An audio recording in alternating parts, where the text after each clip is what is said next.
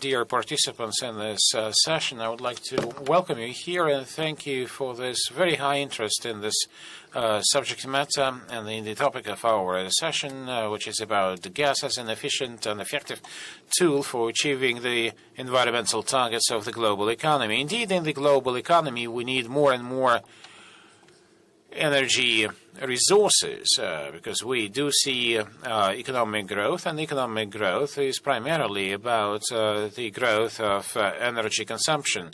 And in the last 20 years, the consumption of primary energy sources grew by almost 50%, and of electricity by almost 80%.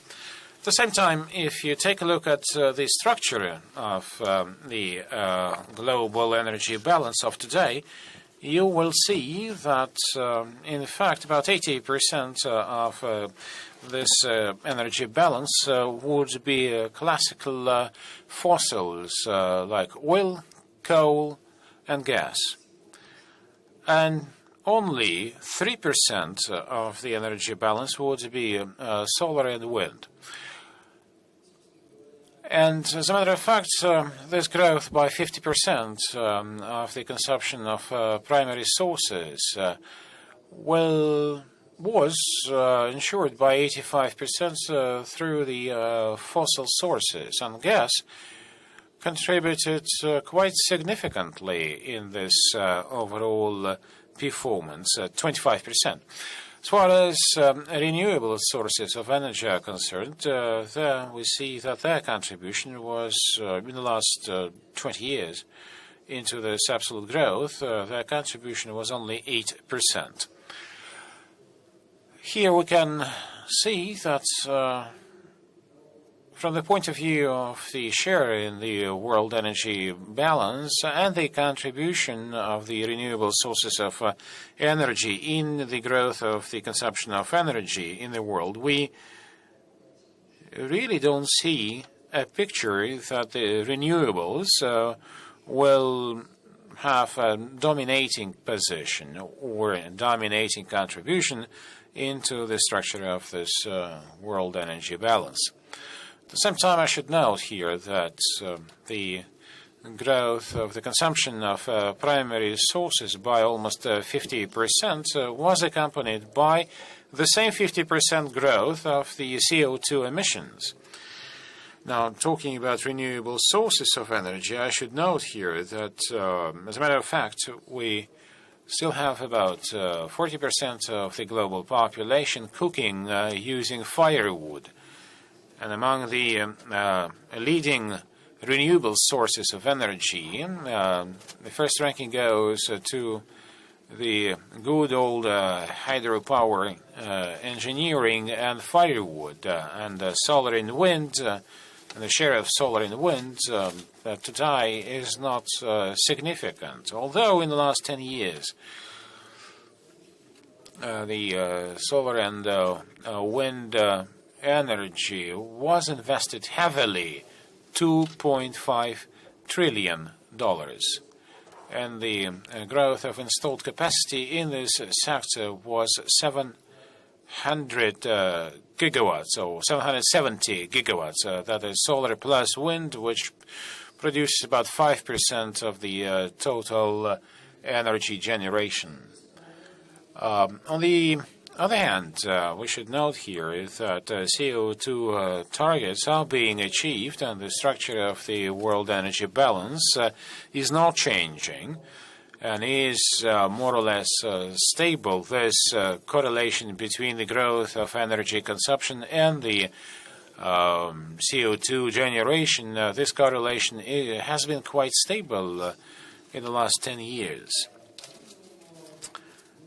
Perhaps we can now claim that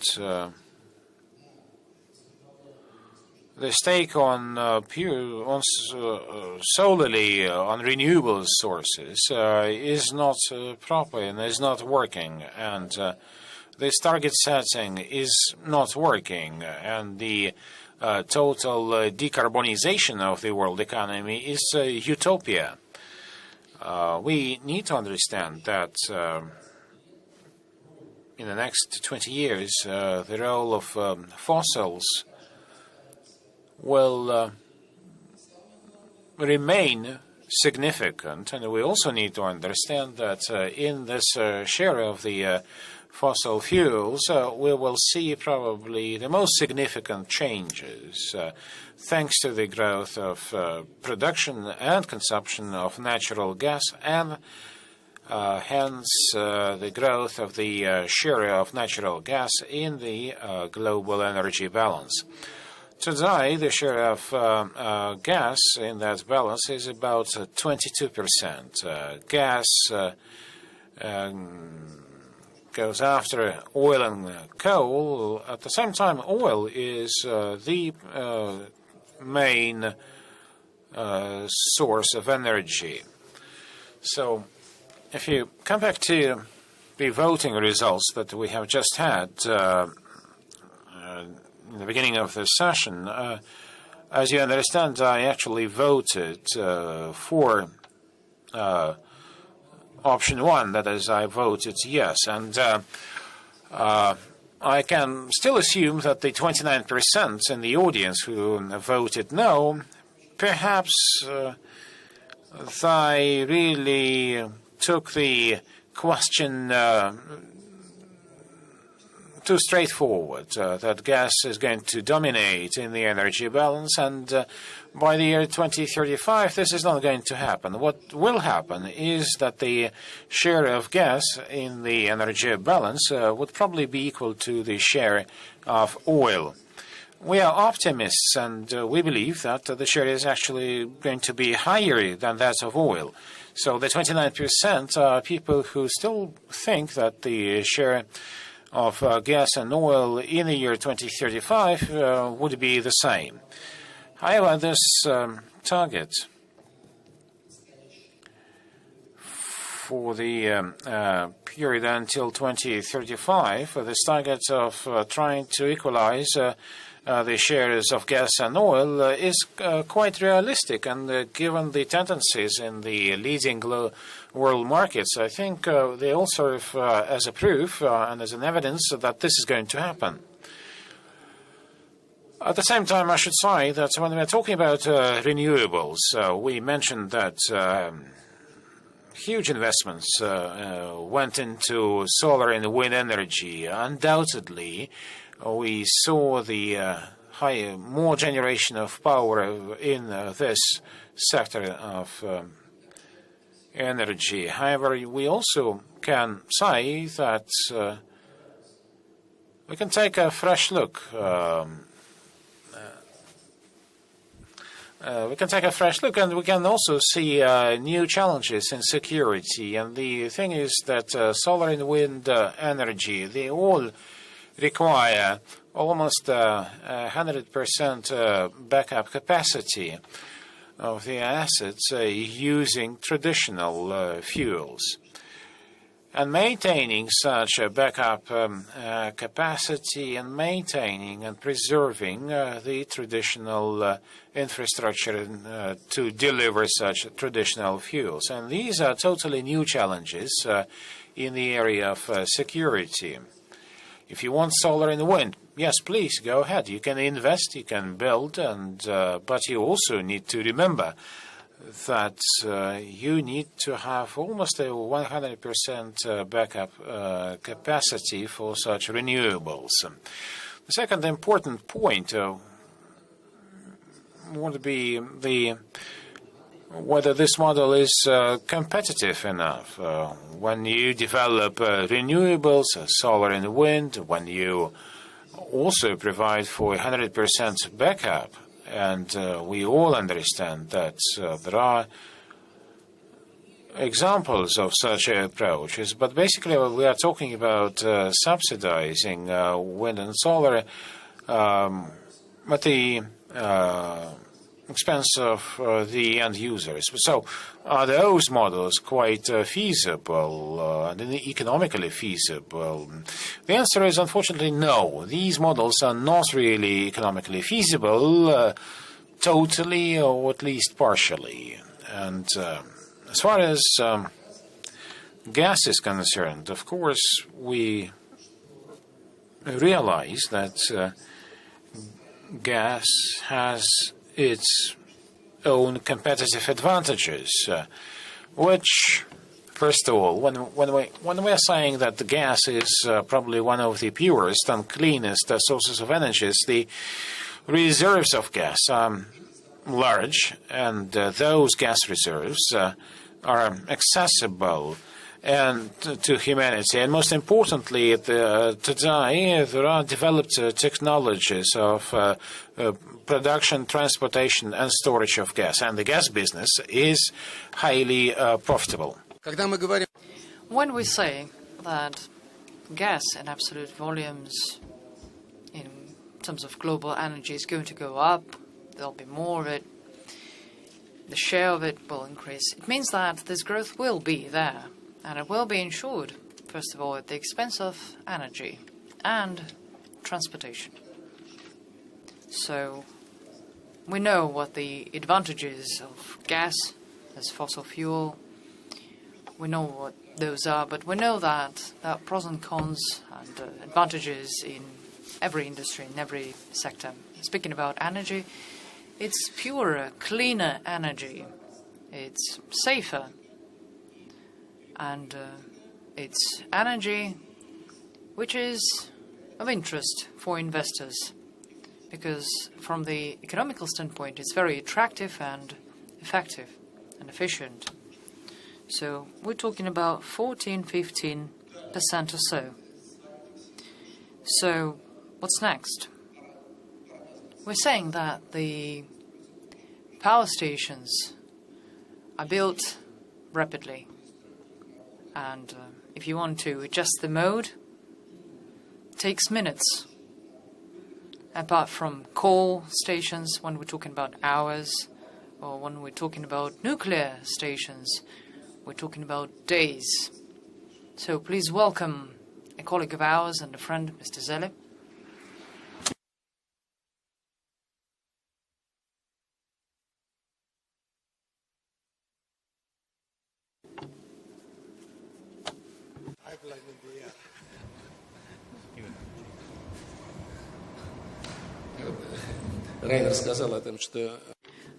Rainer just said that he was late not only because of the weather conditions in the Eastern Europe that almost prevented him to arrive on time, but it's the weather conditions in Poland specifically.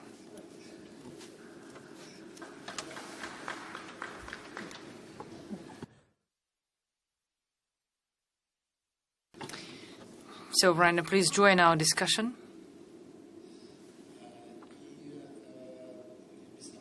So, no doubt,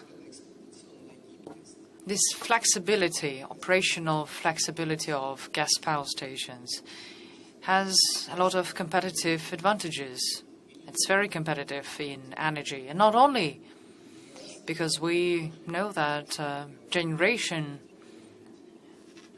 means advantages in heat energy. And if we talk about such a country as Germany, then in Germany, gas amounts to 50%. Transportation. There are some advantages as well, because the consumer has an opportunity, has a chance to save a little bit. And if you take the European market,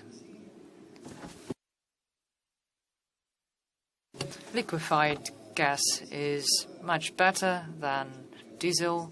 For example, you pay 10 euros and you can go 10 kilometers longer, further than using just gas, and 1.7 times more than using diesel.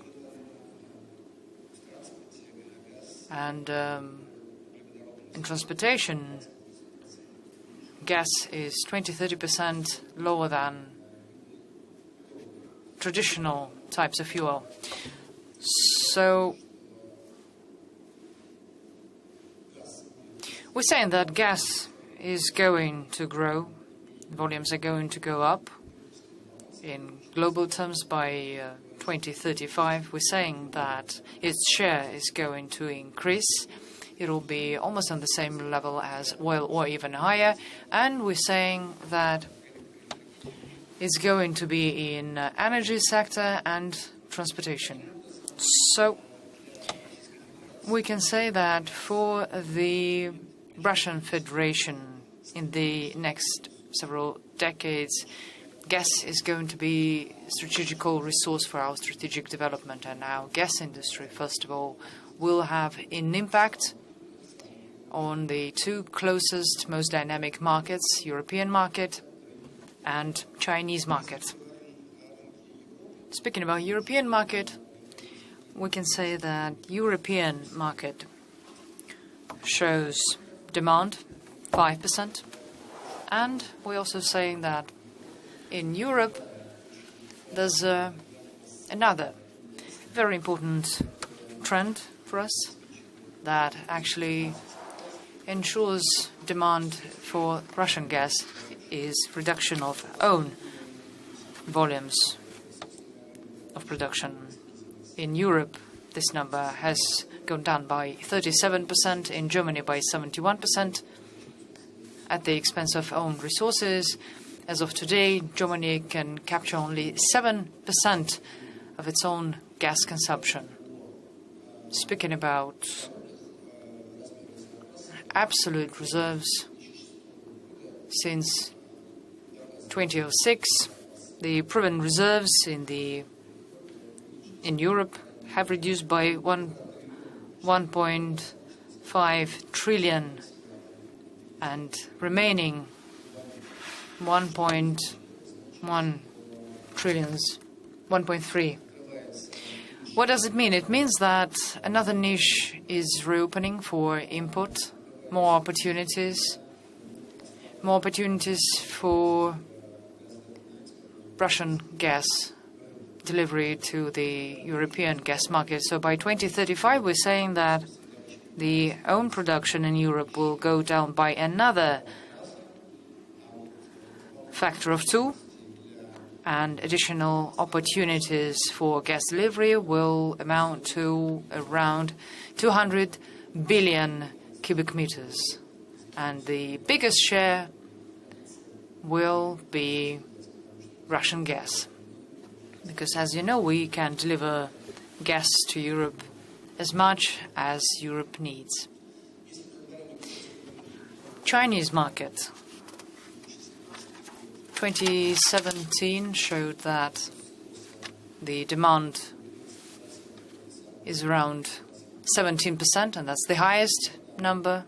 As for gas import, almost 30% growth, and consumption in 2017 amounted to 237 billion cubic meters. And China has started addressing urgent environmental issues. And by 2020, it looks very realistic that the goals that China has set, gas consumption 360 billion cubic meters, and increasing its share in on the energy balance up to 10%. The recent winter in China showed that they were short of gas. And no doubt for the Chinese market, given the situation that I've just pointed out and just described, it's important to maintain the parity in import between pipeline gas and liquefied natural gas. This parity must be somewhere around 50-50, give or take. And pipeline delivery from reliable suppliers actually allow to live through the peak seasons. That'll be fall and spring. So it means that in midterm, 2035, we see that there'll be another niche in China, 180 for pipeline gas, or 200 perhaps billion cubic meters, according to our estimations, 110 billion would be Russian pipeline gas. But the second half, taking into account the economics of China, LNG will show some growth. There'll be more demand. So, according to our analysis, by 2035, this is going to be 235 billion, or maybe for LNG, 110 million tons. So it means that, speaking about the global growth of the LNG market, China will take around 30% of this growth. Without a doubt, we do take this into account in our planning process, and of course we're talking about large major infrastructural projects.